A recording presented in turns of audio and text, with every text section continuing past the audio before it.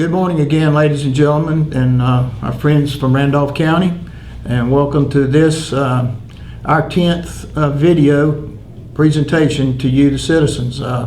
It's been a pleasure for me to come to these meetings and share this time with you, and I hope that you're getting some benefit from it. The results show that over 15,000 have been watching our videos, so that's a good thing, and we want to continue to do that, hopefully for not longer, for all the right reasons. So thank you again for joining us today. I'll start, I guess the bad news is that since Monday, we've had 25 new cases in Randolph County. 14 of those, I think, came in one day. That doesn't bode well for what we're hoping is a better outcome and a releasing or relaxing of some of the orders and constraints that are placed upon us. So just please help us there. I would say that a big majority of those cases came out of a chicken processing plant in Chatham County. And just so that you know how we keep up with these numbers, the church that we talked about at the very beginning of these videos, that church was actually in Guilford County, but the citizens lived in Randolph County. So the cases and the statistics that are being kept are based on the county of residence of those individuals. So even though they worked in Chatham County, they lived in Randolph, and they go in our numbers. But it does bear out the issues when a lot of people are placed in the same setting together. So just please help us there. There is some good news. Thomas Buses in High Point, probably half of their workforce lives in Randolph County. They've called all their workers back. My employer, I've retired, but they have had their employees on furlough. They're calling all them back for work next Monday. When I left, over 50% of the employees in that plant, about 280, actually had Randolph County zip code. So hopefully some jobs there. Also, I hope that the unemployment checks are coming, the federal stimulus checks. I hope that some of you, or all of you, I hope that that's taking place around the county. I don't have any input on that, but I know that was the plan, and I hope that that's providing some benefit to you and to your family. It's a little rainy outside today, and good day to stay at home, but we've had a pretty week. I've had a couple hours each day to get out and work in my yard and start tilling my little vegetable garden that I have, and it's just good to be outside on these days. And we grilled last night, and my wife made a old-fashioned banana pudding, and we're just trying to do the best that we can to get by. It's been sort of my approach through this whole process is to think about what I can do instead of what I can't do. And I hope that each one of you might adopt a similar policy, and as we face each day, just what can we do? And I know there's a song that says, count your many blessings, name them one by one, count your many blessings and see what God has done. So through all of this, we still have reasons to be thankful, and we pray for you each day, and we ask that you continue to pray for us. And all the folks at work, and again, those that expose their life and their health each day that they come to work here in the county to serve you. So I hope that is appreciated by the citizens of this county. I want to leave a little devotion or a little thought for you, as I've been doing. Through this process, I've had some folks to say, well, I feel like a prisoner in my own home. And I guess as time goes by, the more we feel like that. But I thought about the Apostle Paul, and those of you that are familiar, Paul went on various missionary journeys. And sometimes he had a good place to stay, and sometimes he didn't. Sometimes Paul wound up in jail. Matter of fact, one of the stories of the Bible, how Paul was in prison, basically in a dungeon in Rome, and how the earthquake came and loosened his bonds, and the jailer became afraid, and Paul was able to lead him to Christ. But the situation that I want to talk about, when Paul was in Philippi, and he was imprisoned, we would say under house arrest. He was actually in prison in the home that he rented while he was there with those Philippians in the church. When he was in the dungeon, Paul wrote his letter to 2 Timothy. Here he's writing his letter to the church at Philippi. So Paul started with these words when he was writing to the Philippians, and it's in the 4th chapter and the 11th through the 13th verses. For I have learned, in whatever state I am, in this to be content. I know both how to be in need, and I know what it's like to have plenty. Everywhere and in all things, I am instructed both to be full and to be hungry, both to have plenty and to suffer need. And then Paul says, well, but in all of that, I can do all things through God, through Christ, who strengtheneth me. And I think what Paul was really saying is there's always going to be a little bad that comes with the good. And Paul's saying some days I've had plenty to eat and a nice place to rest. Other days I've gone hungry and slept on the ground. But in all of these things and in all circumstances, God has been with me. And so I hope that you draw from that scripture as we go through these times together. And all these times and all these things, God's still with us, and we're trusting Him for leadership and for guidance and to guide us and help us to get through these days, and there's still more days to come. And we want to do that together. So thank you for listening today. Kenny Sharon, who is our Cooperative Extension Director, is going to talk to you about some issues and how the farming community is dealing with the coronavirus.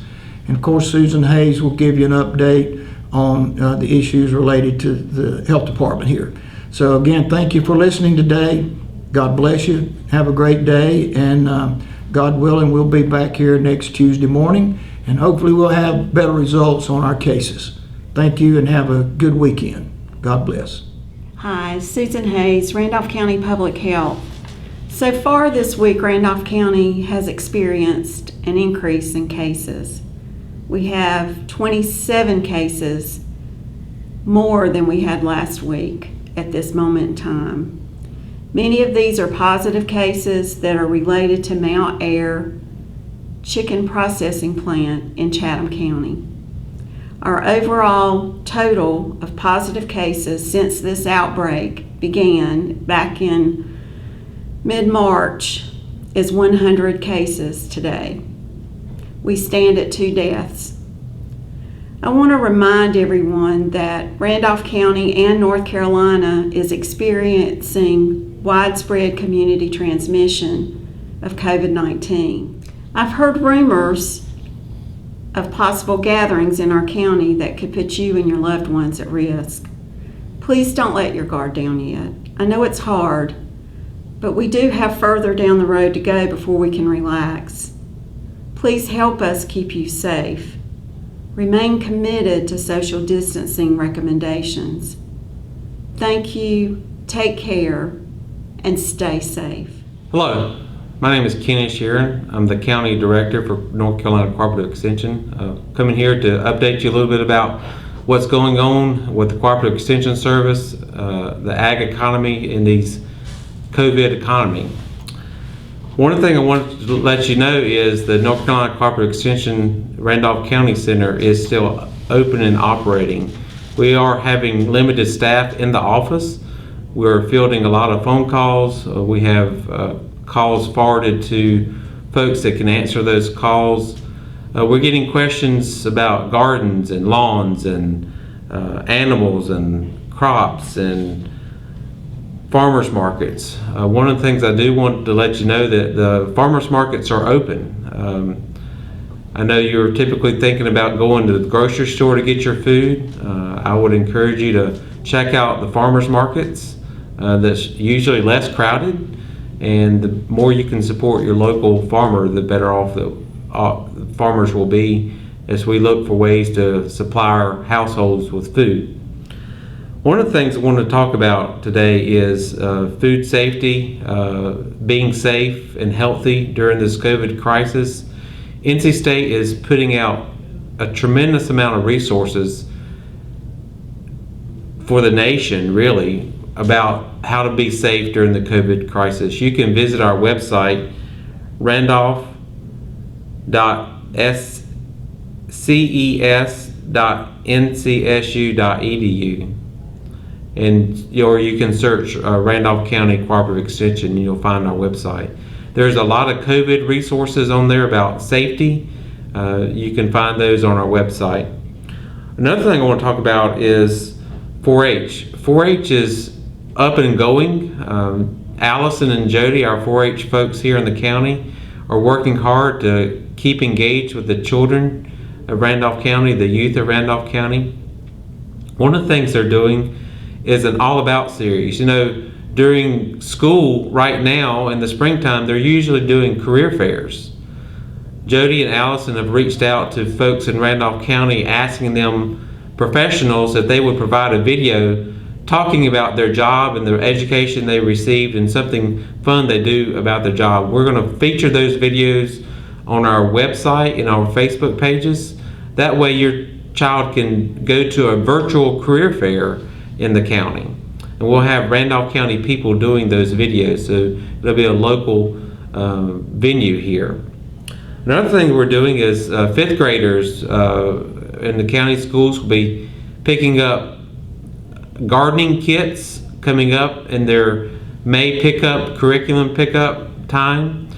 Those 5th graders will be able to experience a little bit of growing food, planting seeds, watching plants grow, and some educational resources about that. So we're excited about that, being able to partner with the Randolph County school system to provide those gardening kits for 5th graders in the county. A lot of people are wondering about COVID and the farm economy and what's going on with the farm economy. One of the biggest disruptions of the COVID crisis on the farm economy is prices. As farmers are planting their crops this season, they're taking on a lot of risk. We don't know what the economy is going to be like in the future when they harvest these crops. All the inputs are coming in right now are spending money on fertilizer, chemicals, fuel to plant the crop.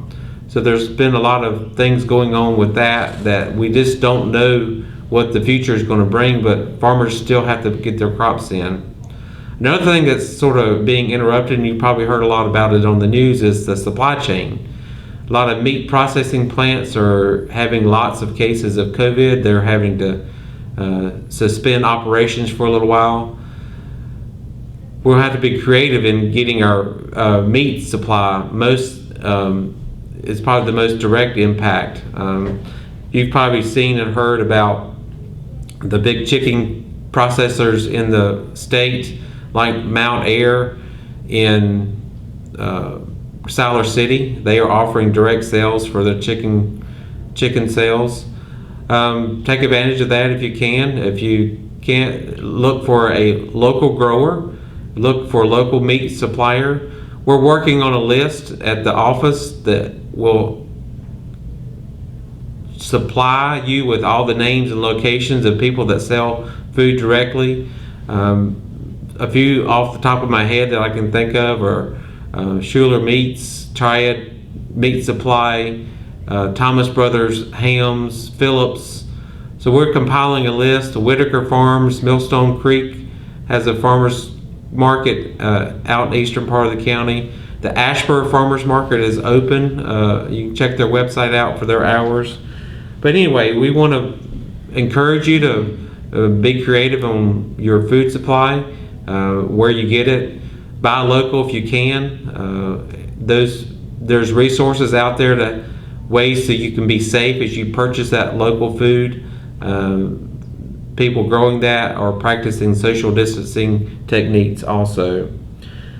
One of the neat things I read about was the amount of money that as you spend on your food dollars. In the nation, 46% of your food dollars were spent at home. 56% of your food dollars are spent away from home. Just imagine how that has flipped now, that you are spending a lot more on your food dollars at home. Well, the supply chain has to catch up with that transition, and it's like turning around an aircraft carrier. So it will not be quick, but it will happen. That supply chain will get better at supplying your food that you buy for home delivery. I think the shelves in the grocery store will become better stocked as that supply chain adjusts to the new normal as we go forward.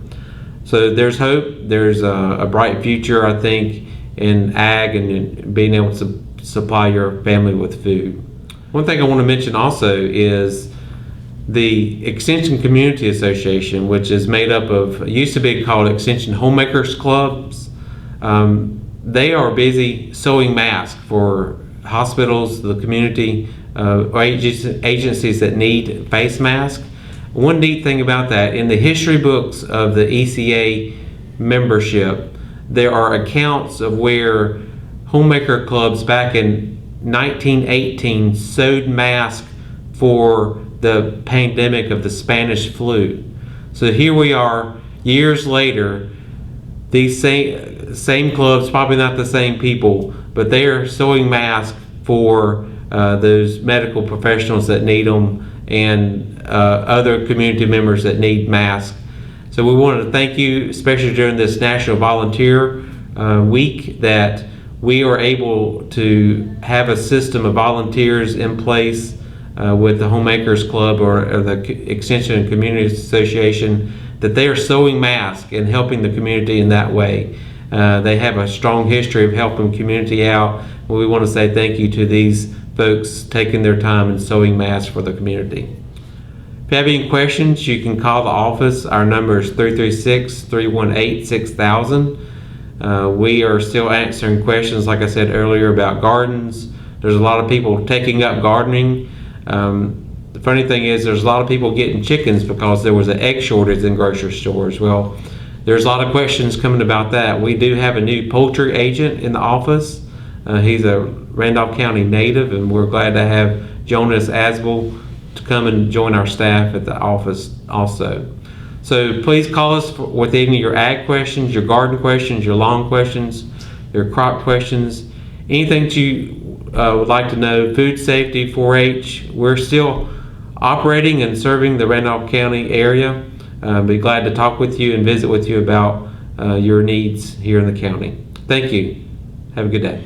Thank you, Dr. Kenny Sharon, Director of the Randolph County Cooperative Extension Service. The coronavirus pandemic can impact all areas of our Randolph County community, and our agricultural community is the largest employer in Randolph County. Thank you for your insights and your information that you have shared this morning.